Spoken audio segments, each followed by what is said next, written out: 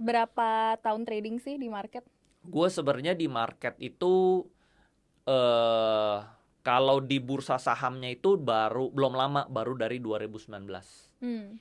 Tapi sebelum itu gue orang tua gue pernah IPO perusahaan. Hmm. Jadi gue pernah di manajemennya Hmm. gitu loh. Jadi awalnya di manajemen, begitu nyemplung ke market baru di 2019.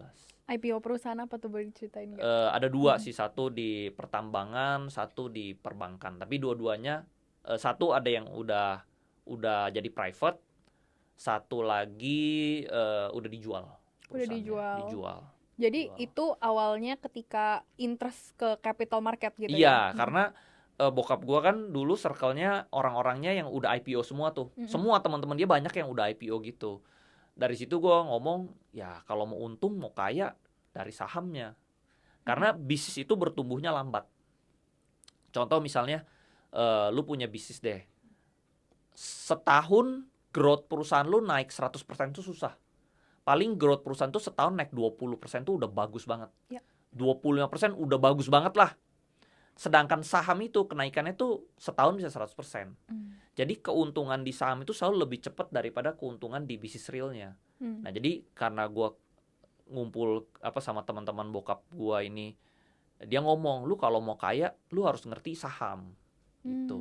Karena lu yang bikin lu kaya itu sahamnya. Semua orang di majalah Forbes itu dia kaya, dia bisa masuk ke sana karena ada perusahaan dia yang listed.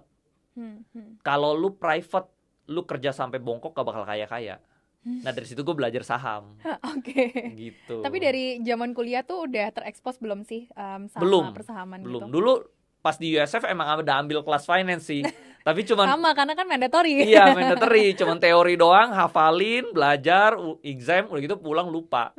Gitu. Nah, sekarang baru Oke. gue berasa, oh ternyata penting. Dulu yang gue pelajarin ya akhirnya gue baca-baca lagi, ternyata baru baru ngerti lah. Soalnya kan udah praktek di lapangan, baca bukunya baru paham. Kalau dulu kan teori doang, nggak praktek tuh kayak apa ya? Ya kayak lupa lah, cepat lupa gitu. Tapi Itu sih. kenapa lu memilih untuk bukannya meng-IPO-in perusahaan, tapi malah riding the wave of IPO perusahaan lain? One day gue bakal ke arah IPO-in perusahaan sih. Cuman karena kalau IPO-in perusahaan itu kan lu harus punya perusahaannya ya. Lu harus punya bisnis realnya ya. Menurut gue di Indonesia itu bikin bisnis real itu nggak gampang. Karena sebelum sebelum gue masuk 2019 gue masuk ke saham itu gue pebisnis. Gue dari lulus kuliah umur 21 tuh balik Indo langsung bisnis soalnya. Jadi gue udah jalanin bidang tuh lebih dari 20, gue udah jalanin bisnis itu lebih sekitar 9 tahunan sebelum gue nyemplung ke saham. Bisnis apa aja tuh, kalau boleh Awal-awal diceritain? pertama alat berat. Lalu ada juga dulu bikin kayak semacam Groupon gitu loh, online tiket gitu loh. Itu pernah. Terus udah gitu kafe, bar, restoran, impor barang-barang Cina itu macam-macam ya. Ada masker, ada mainan, ada sedotan kertas. Banyak banget. Banyak banget. Dulu apa aja gue kerjain gitu. Terus udah gitu ekspor juga ada. Ekspor barang-barang tambang, tambang batu bara, tanah liat, semua gue kerjain dulu. Tapi gue merasa tuh kayak susah ya, ada untung rugi, untung rugi, untung rugi, untung rugi gitu. Sedangkan jadi permainannya tuh beda. Sedangkan kalau di saham itu permainannya tuh lebih ke doubles game. Gimana lu dobelin duit secepat mungkin aja gitu. Kayak misalnya contoh misalnya lu bisa dapat return 40%. Berarti setiap 3 tahun itu duit lu double. Gitu. Atau setiap 2,5 tahun duit lu double. Nah, Oke. jadi tinggal seberapa cepat lu dobelin. Kalau misalnya lu punya 1 M, lu bisa dobelinnya cepet ya jadi 2 M, 2 M jadi 4, 4 jadi 8, 8 jadi 16 ya jadi kaya lama-lama. Jadi gue di saham itu beda sama bisnis itu lebih lambat. Kalau saham itu lebih cepat kalau lu ngerti cari yang double-doublenya ya. Seperti itu sih. Boleh di-share gak dari trading saham nih, berarti tahun 2019 sampai sekarang gitu ya, trading dan invest, seberapa besar sih keuntungan yang paling besar yang pernah Paling besar. didapetin? Awal-awal itu gue jadi kayak orang semua lah masuk saham itu awalnya jadi trader. Gue 2019 itu jadi trader. Trader itu gue nyari saham-saham yang value investing. Karena dulu gue baca buku Warren Buffett. Cari saham-saham yang murah, PE-nya murah, BV-nya murah. Terus untung nggak untung sih, cuman lama untungnya. Sampai gue tiba-tiba di November 2019 itu gue accident ketemu satu saham yang lagi diakuisisi. Namanya itu Bank Artos. Itu bank ini diakuisisi sama Patrick Woloy sama Jerry Ng. Mau dijadiin bank digital. Nah, gue beli tuh. Gue beli senilai 500. Awalnya 300 juta, lalu sahamnya turun. Tahun depan dia ada right issue, gue tebus right issue-nya, total gue keluar uang 500 juta. Dari saham ini 500 jutanya itu jadi belasan miliar. Wow. Dari satu Arto ini. Gitu loh. Lalu saat tiba-tiba tahun itu ya, itu kalau nggak salah di 2020-2021 booming saham-saham bank digital. Nah, gue dari keuntungan Arto itu gue jual sebagian, gue masukin tuh beberapa saham bank-bank digital. Ada BBHI, ada BNBA, ada BBYB, ada BANK. Nah, gue masukin nih 2M, 1M, 1M, 1M. Nah, semuanya terbang. Jadi belasan miliar lagi. Nah, jadi dari Arto dan saham-saham bank-bank lain ini total gua hampir dapat 30M. Itu pertama kalinya dapat keuntungan sebesar itu juga. Terus gua merasa, wah, enak ya. Gua kayak jalanin bisnis 9 tahun cuman kekumpul 1M. Sedangkan di saham cuma modal 500 juta jadi puluhan M. Cuma dalam 2 tahun. Gitu loh. Nah, dari situ tiba-tiba di 2022 kalau nggak salah saham perbankan itu mulai koreksi. Di situ gue jual semua. Gue dapat cash hampir 30M. Di bulan April di bulan Februari Maret 2022 itu gue ketemu satu saham namanya Pani. Pani itu waktu itu perusahaan kaleng, tapi dia ada rumor ada beritanya dia mau rumor diakuisisi sama Agung Sedayu sama jadi Pantai Indah Kapuk. Nah, karena waktu itu gue suka mainnya di Pantai Indah Kapuk, gue muter-muter. Masa sih lahan segede gini nilainya cuma 1 triliun? Kan Pantai Indah Kapuk gede banget kan? Gak mungkin. Terus udah gitu gue baca berita, gue research baca berita, jalan tolnya aja dia mau bangun modalnya itu 18T. Gak mungkin dong perumahan jalanannya lebih mahal daripada perumahannya. Dari situ gue all in. Jadi dari 30M itu gue all in semua, bener-bener semua. Mungkin ada sedikit gue beli Porsche, beli mobil. Sisanya gue all in. Mobil dulu dan all in gitu ya. Iya, gue all in. Nah, terus gue tanya-tanya teman-teman gue kan, wah lu gila banget all in di perusahaan properti rata-rata nggak naik. Cuma gue merasa ini under value banget. Jadi gue bener-bener percaya aja gue all in. 6 bulan sahamnya nggak gerak. Tidur. Nah, tiba-tiba setelah 6 bulan dia ada corporate action, dia bener-bener nih dia mau injek aset properti dan berubah nama jadi Pantai Indah Kapuk 2. Situ sahamnya terbang setelah 6 bulan. Dari hampir 30-an M itu berubah jadi ratusan M. Wow. Pertama dia jadi 100M dulu, terus gue hold, gue nggak jualan. Gue hold lagi tahun kedua, tahun ketiga, tahun keempat, ya akhirnya jadi beratus-ratus M. Keren. Dan jadi gue cuma double game, double-doublein doang. Iya, double-doublein doang. Sampai sekarang apakah itu masih jadi strategi yang lo terapin juga? Masih. Tapi karena modalnya udah gede, nah begitu duitnya gede, gue belajar ilmu. Waktu itu ketemu sama senior-senior di saham kan, yang udah triliuner juga. Gue tanya, lu gimana caranya biar bisa gede? Nah, dia kasih ilmu namanya repo.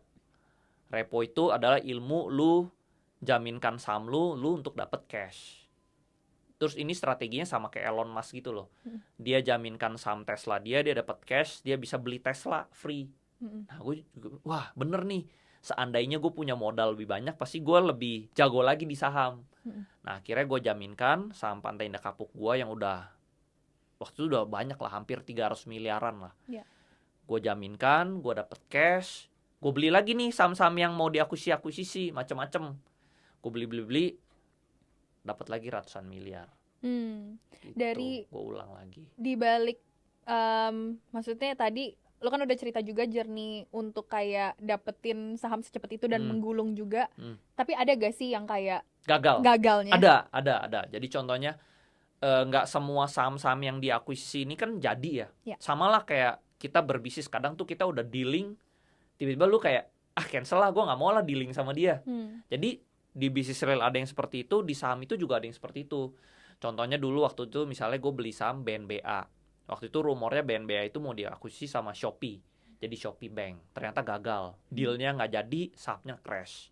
Ya udah gue jual. Tapi masih untung sih, untungnya sempat gede banget, tapi karena dia crash akhirnya gue untungnya sedikit doang. Terus juga ada beberapa saham yang lain-lain ada juga, mungkin gue nggak enak sebutin emitennya. Sama juga nih, gue beli tiba-tiba akuisisinya batal, injek asetnya gagal, jadi rugi. Jadi ada juga yang rugi. Tapi kalau jadi satu pun, yang satu ini untungnya udah gede banget buat nutupin yang ruginya tuh ketutup gitu. Jadi ini kayak ilmunya Masayoshi Son deh. Dia misalnya invest ke startup kan. Misalnya dia invest ke 10 startup atau 20 startup. Dia cukup 2 jadi itu udah ngecover yang lain yang rugi gitu. Ya, jadi strategi gue sama kayak gitu. Jadi gue cukup yang dapat satu yang jadi itu pasti udah untungnya berkali-kali lipat. Karena contohnya lihatnya dari ini sih, injek dia asetnya seberapa gede. Contoh misalnya kita beli perusahaan senilai 200 miliar, tapi dia mau injek aset 10 triliun. Ya kita udah tahu lah nih saham pasti naiknya ribuan persen. Iya, betul.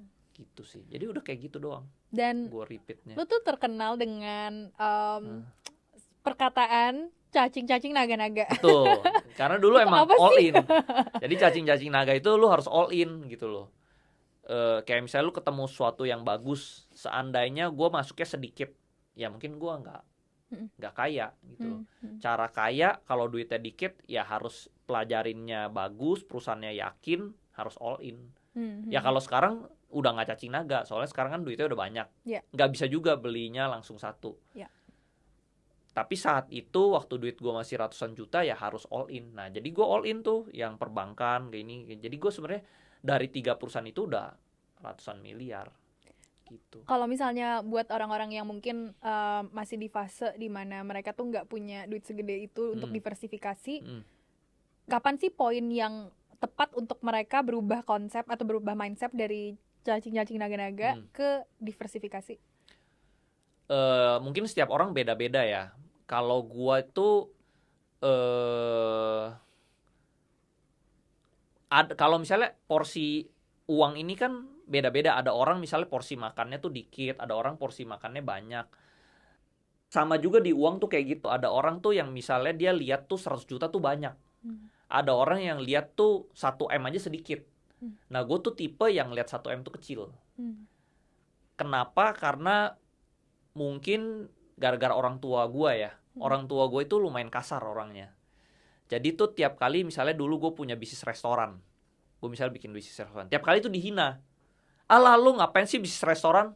Lu cuma cari duit-duit kecil. Gitu loh. Lu paling cuma cari berapa sih?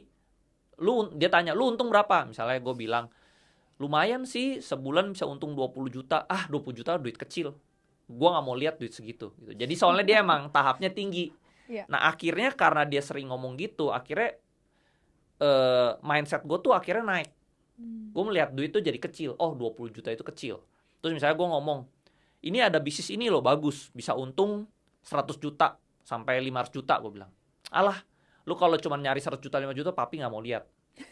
Gitu. Jadi gue akhirnya mindset gue berkembang terus. 500 juta kan gue mau nyaingin dia gitu kan. Gue akhirnya upgrade terus self concept gue gitu. Berarti segini kecil gitu loh. Akhirnya berarti harus berapa yang gede? Berarti harus 1 miliar itu berarti baru oke dong. Nah cuman bokap gue juga, alah 1 miliar mah gampang gitu loh. Jadi gue akhirnya berubah konsep otak gue. Gue merasa tuh 1M itu kecil gitu loh. Jadinya ya gue cuma punya duit 1M. Terus gue mau karena gue dulu sering dihina bokap, gue mau kalahin dia nih.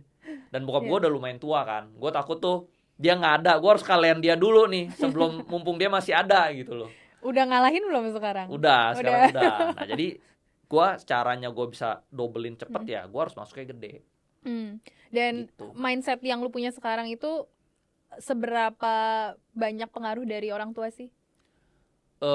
Ya contohnya mindset itu yang tadi sih pengaruh ya. Kalau misalnya seandainya dulu misalnya gue bisnis restoran terus untung 20 juta, misalnya malah dipuji nih sama dia.